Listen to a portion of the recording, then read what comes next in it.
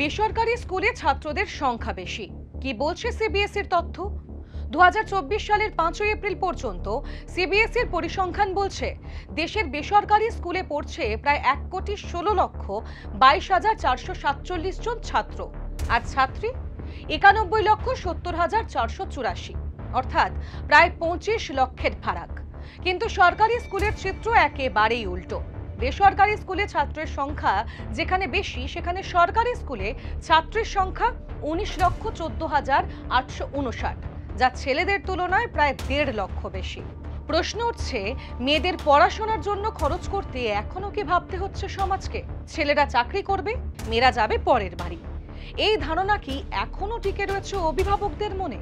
কেন্দ্রীয় শিক্ষা সচিব সঞ্জয় কুমারের পর্যবেক্ষণ উড়িয়ে দিচ্ছেন না শিক্ষাবিদরাও। দেশের শিক্ষা ব্যবস্থায় সুযোগের পরিসর বাড়লেও মানসিকতার দিক থেকে এখনো পিছিয়ে রয়েছে অনেক পরিবার। সরকারি স্কুলে ছাত্রদের সংখ্যা বাড়া এক ইতিবাচক দিক হলেও বেসরকারিতে ছেলেদের এই আধিপত্য একটাই প্রশ্নের মুখোমুখি দাঁড় করায় বিপুল অগ্রগতির মাঝেও। লিঙ্গ বৈষম্যের ছায়া এখনো কি কাটেনি ভারতের সমাজে?